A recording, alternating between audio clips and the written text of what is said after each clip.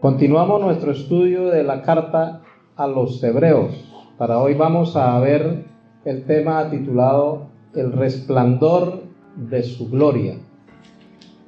Vamos a leer Hebreos 1, del 1 al 3, el cual dice: Dios, habiendo hablado muchas veces y de muchas maneras en otro tiempo a los padres por los profetas, en estos postreros días nos ha hablado por el Hijo, a quien constituyó heredero de todo y por quien asimismo hizo el universo, el cual, siendo el resplandor de su gloria y la imagen misma de su sustancia, y quien sustenta todas las cosas con la palabra de su poder, habiendo efectuado la purificación de nuestros pecados por medio de sí mismo, se sentó a la diestra de la majestad en las alturas.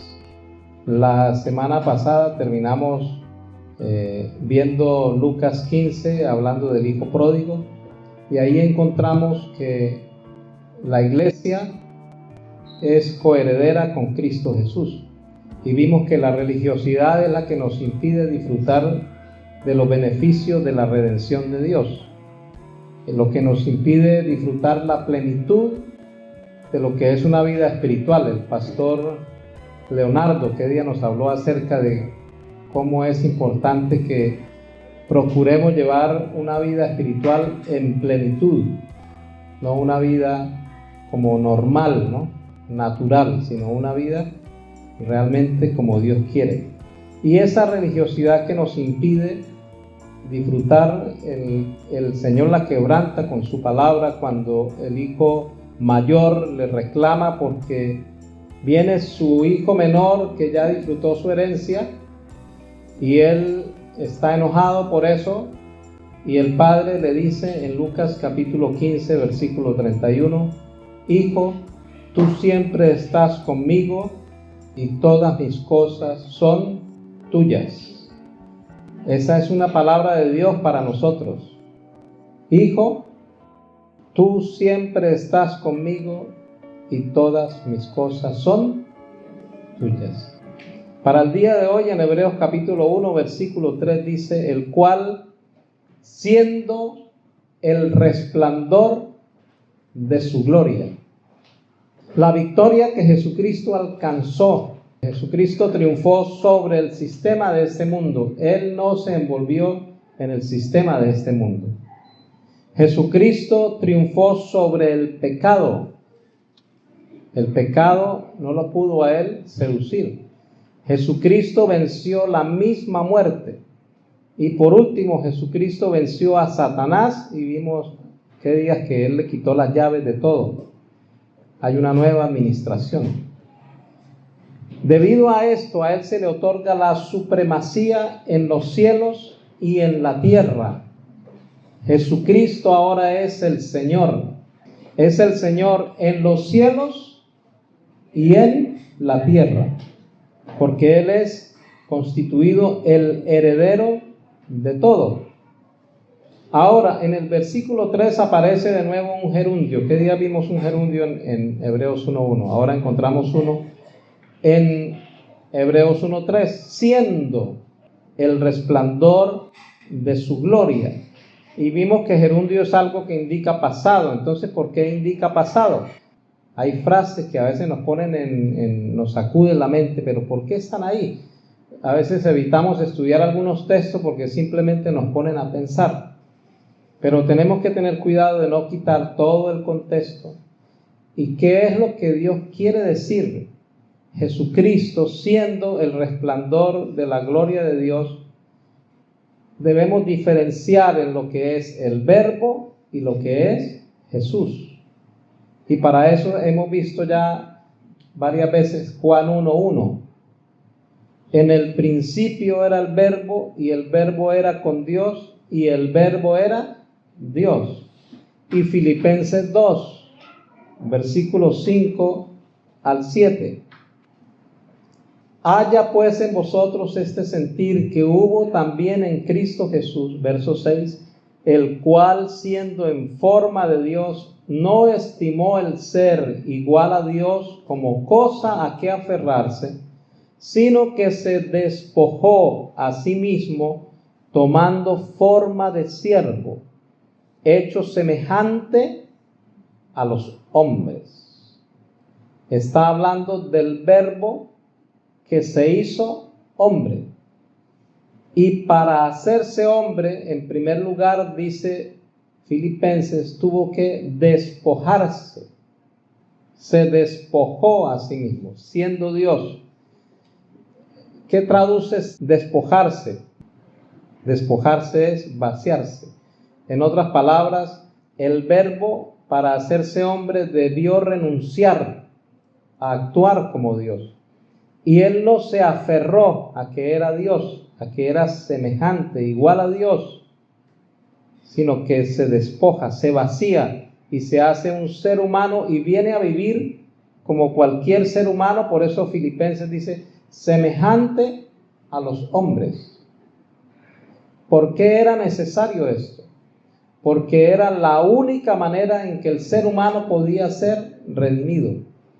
Lo único que podía pagar el rescate de la humanidad era la sangre de otro ser humano, inocente, pero un ser humano. Porque si no, entonces desde el cielo nos habría rescatado y ya se habría acabado el cuento. En la tierra, antes del nacimiento de Jesús, hubo 400 años de oscuridad. En el pueblo de Israel, acostumbrado a que los profetas hablaban oráculo de Dios, daban palabra de Dios, hubo 400 años antes de nacer Cristo que no hubo ni una sola palabra de Dios, no hubo ni una sola dirección, no hubo ningún profeta que dijera, Dios dice así.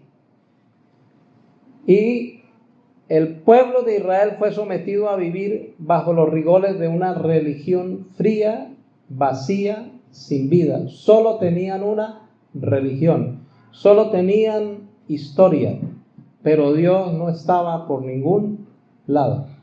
Israel era como un cadáver andante, era como la película de los zombies. Parecía que tenían vida, pero estaban muertos. La religión no les proveyó ninguna salida. Y es que Dios en Isaías 1 nos muestra que se cansó del juego de su pueblo. Dios se cansó de que su pueblo se acostumbró a hacer sacrificios, derramaba la sangre de un animal por el perdón de sus pecados, sabía de presentar el sacrificio y se iban a pecar. Y dijo, ya sus sacrificios para mí son como un trapo de inmundicia.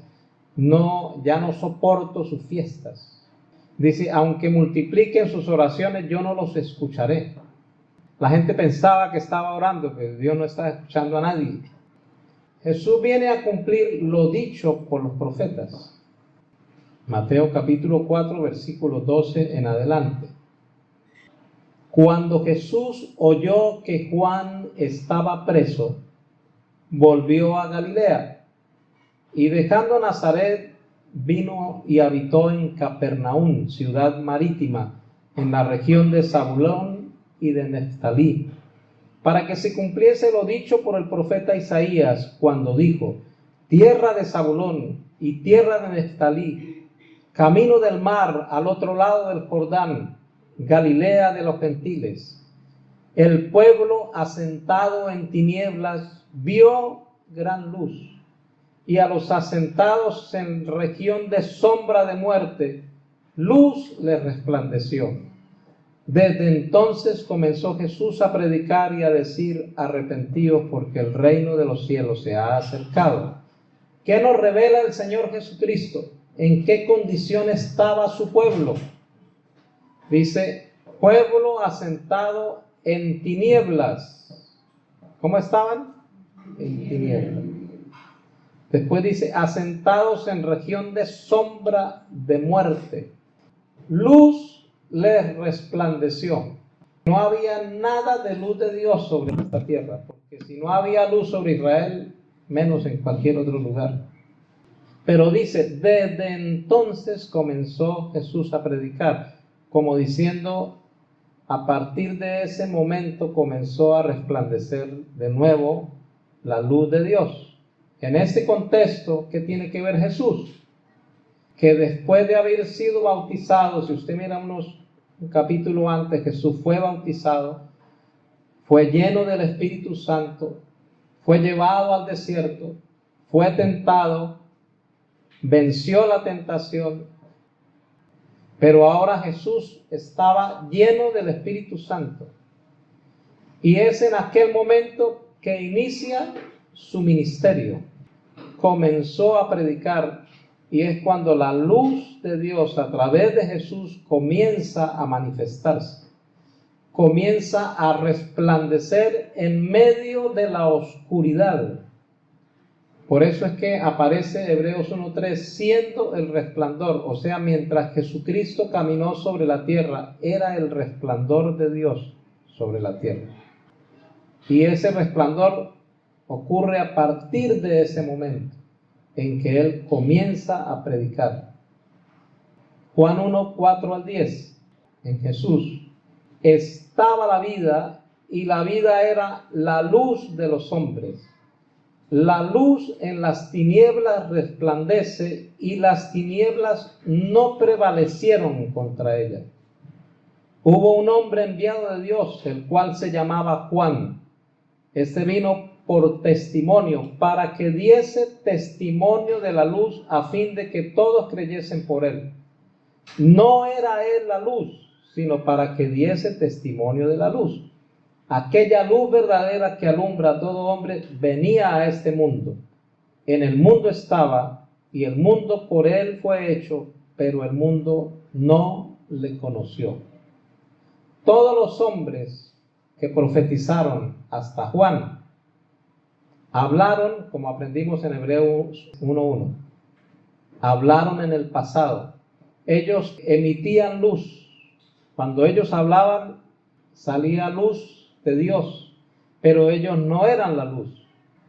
Ellos eran como un prisma. Ustedes saben qué es un prisma, ¿no? Un prisma no tiene luz, pero usted lo coloca a la luz y él refleja la luz. Ellos no eran luz, pero cuando Dios les daba una misión, reflejaban luz por un momento. Jesús, en cambio, Él era la luz. Él no tenía luz, Él era una fuente de luz que irradiaba luz. Por eso Hebreos 1:3 lo llama el resplandor de la gloria de Dios. Resplandor se traduce como relámpago, como un fogonazo. Jesús emitía brillo propio. Cuando Él hablaba, cuando Él obraba, la gente que estaba en tinieblas veía la luz de Dios a través de Él. Todos los anteriores no eran luz, Él era la luz. Él era el resplandor de su gloria. Resplandor también significa la luz que se emana desde una fuente. O sea, Él mismo era la fuente, Él tenía la fuente de la luz. Luz es un brillo manifiesto.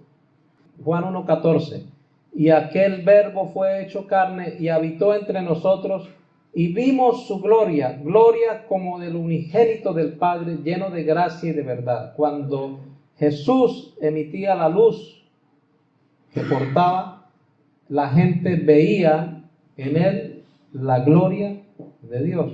En Juan 14 le preguntan, Señor, muéstranos al Padre. Y Él dice, tanto tiempo que están conmigo y no han visto al Padre, el que me ha visto a mí, ha visto al Padre. O sea que en Cristo Jesús el Padre se estaba dando a conocer, y ellos lo veían. Y ellos lo oían hablar. En alguna ocasión le dijeron, es que tú no hablas como los demás, tú hablas como quien tiene autoridad. O sea, hay algo diferente, porque Jesús estaba reflejando la misma gloria del Padre. Ahora, ¿qué es gloria? Él había estado con el Padre, y ahora en oración y en comunión estaba con el Padre. Y cuando Él hablaba y cuando Él actuaba, ellos veían lo que Él tomaba del Padre, porque Él conocía al Padre en la intimidad. Él lo conocía tanto que lo transmitía. ¿No ha vivido eso que a veces le dicen que el hijo se le parece? El hijo transmite la gloria de sus padres, porque ha estado en intimidad con ellos. Y lo miran y dicen, camina igualito al papá. Es algo que no puede hacer un extraño. Por eso es importante la oración, la comunión con Dios. Porque cuando usted tiene comunión con Dios, usted se empieza a parecer a Él. Cuando vieron a los discípulos, dijeron, estos son cristianos. Estos han estado con Cristo, hablan igual que Él, caminan como Él, hacen lo que Él hace. Hay algo que emana en la adoración y es los sentimientos hacia Dios, la ternura que Dios hace brotar de Él hacia nosotros. Y en toda esa ternura, en todo ese amor que disfrutamos, que vivimos en esos momentos de adoración a Dios, nos impregnamos de Él y nos parecemos a Él. La palabra es importante, sí, es muy importante, pero la adoración, la intimidad con Dios es demasiado importante. Porque así como en el matrimonio, para una pareja es muy importante salir, hablar, muchas cosas, pero hay una clase de intimidad que es mayor que todas y que es la que los une más. Igual el cristiano, solamente adorarlo, estar en su presencia es algo tan íntimo, es algo tan real que eso no lo puede suplir ninguna otra cosa. Cuando solamente tenemos palabra, pero no tenemos adoración, cuando no tenemos intimidad con Dios, por eso la palabra dice que la letra mata. ¿Por qué mata? Porque llega el momento que la persona se vuelve religiosa y quiere cumplir y quiere hacer y quiere obedecer, pero no hay amor, no hay esencia, no hay ternura de Dios. Entonces todo se convierte en una imposición, se vuelve una religión. Y cuando la persona está sometida a una religión, ¿qué transmite? Juicio, castigo. Arrepiéntanse, malditos, o si no se van para el infierno. Una manada de pecadores. Entonces lo único que transmite es eso, juicio, legalismo. Mientras que la intimidad transmite misericordia, amor.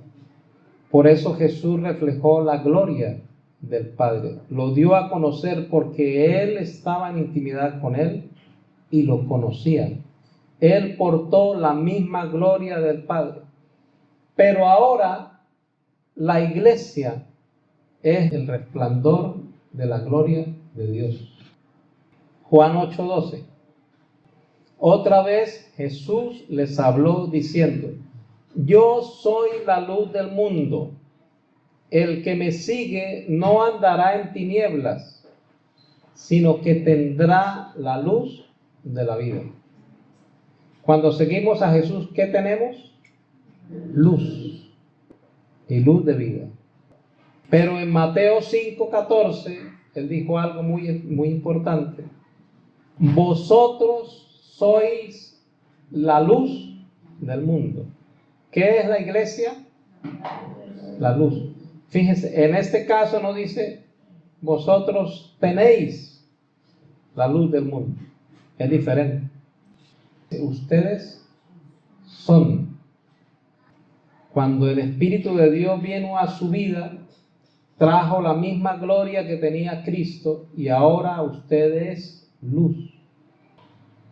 Pero Él sigue diciendo, una ciudad asentada sobre un monte no se puede esconder. Ni se enciende una luz y se pone debajo de un almud o debajo de un canasto, sino sobre el candelero y alumbra a todos los que están en casa.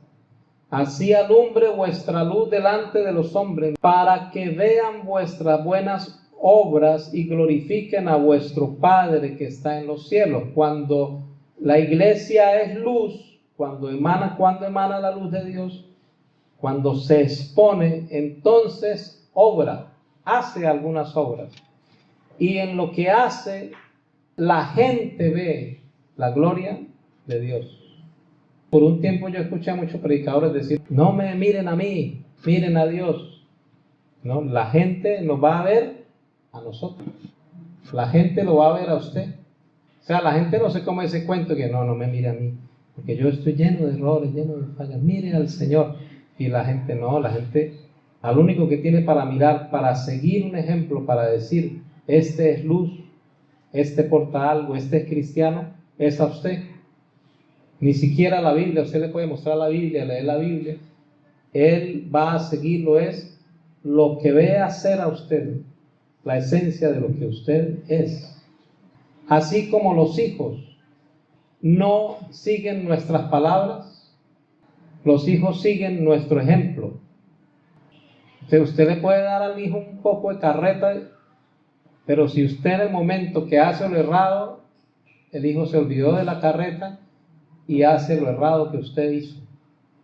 Pero si usted no tiene carreta, pero usted actúa como un hijo de Dios, su hijo no necesita oír sus palabras, solamente necesita verlo y seguirlo. Por eso Jesús era el resplandor de la gloria de Dios. Juan 3:19. Esta es la condenación, que la luz vino al mundo y los hombres amaron más las tinieblas que la luz, porque sus obras eran malas. Si hay algo que tiene la luz es que ahuyenta las tinieblas. Cuando usted entra a su habitación en la madrugada y todo está oscuro, ¿cuánto tiempo puede durar la oscuridad cuando usted entra a esa habitación? El tiempo que usted quiera, porque hay un interruptor ahí y si usted llega y oprime allá el botoncito, la luz se enciende y las tinieblas se fueron. Cuando usted es luz, el que está en tinieblas se comienza a inquietar. Yo recuerdo en la universidad cuando estaban reunidos algunos compañeros en la cafetería y yo entraba a la cafetería y cambiaban la conversación. Ya no hablaban lo que estaban hablando. Algo les alumbraba el bombillo, no podemos aquí hablar. Donde usted llega hay luz y hay gente que se incomoda. Y sin usted decirle nada, ellos empiezan a hacerse preguntas. Primera de Juan 1:7. Pero si andamos en luz, o sea, somos luz, pero debemos andar en luz. Como Él está en luz, tenemos comunión unos con otros y la sangre de Jesucristo, ¿qué? Nos limpia. Una de las evidencias de que somos luz y estamos en luz es que tenemos comunión los unos con los otros. Una de las consecuencias de la luz es que destruye la división y acaba con la soledad. Porque ¿qué es lo que mata a la gente en este tiempo? La soledad. Pero en la iglesia la soledad se acaba y la persona viene a ser parte de una familia. Y cuando está en luz, entra a tener comunión, dice, los unos con los otros. Satanás es experto en aislar a la gente, en mantener a la gente apartada. ¿Por qué? Para evitar que la luz que hay en ella le ilumine acerca de cosas que debe hacer, que no debe hacer, la dirección que debe seguir. Y para terminar, Juan 17:22. La gloria que me diste, yo les he dado para que sean uno, así como nosotros somos uno. Todo Juan 17 es la oración de Jesús por su iglesia. Él ya se iba, vio la hora de su partida y está orando por su iglesia. Y estando en esa oración con el Padre por su iglesia, dice esta palabra clave: la gloria que me diste, yo les he dado. ¿Usted es portador de qué? De la gloria de Dios. Cuando venimos aquí a orar y a cantar, aquí no venimos a cantar para que la gloria de Dios descienda. La gloria de Dios está. No me dice, la gloria que me diste yo se la voy a dar. Les he dado. Religiosamente a veces hacemos muchas cosas como que Dios no está, pero cuando comenzó a orar, entró. Y en algunas iglesias dice, démosle la bienvenida al Espíritu de Dios que está aquí. ¡Ay, llegó! Un poquito tarde, pero llegó. Como si no estuviera. Él está en su iglesia. A través de su Espíritu, Él vive en la iglesia. No es que Él se queda aquí solo cuando nos vamos. Él vive en la comunión de la iglesia. Y en cada uno de nosotros como iglesia. Por eso hay poder en la iglesia. Cuando la iglesia se reúne y ora por lo que debe orar, pasan cosas extraordinarias. Por eso la iglesia cuando ora debe orar por la nación, debe orar por muchas cosas, aún por la naturaleza, porque Romanos 8 dice que la naturaleza está esperando que los hijos de Dios se levanten. Hebreos 1:3, Jesucristo siendo el resplandor, o sea, mientras estuvo en la tierra, fue el resplandor de la gloria del Padre, siendo el pasado por el ministerio. Pero Él se va, y cuando Él se va, ahora dice, ahora ustedes son la luz del mundo. ¿Quiénes son la luz del mundo? Nosotros, su iglesia.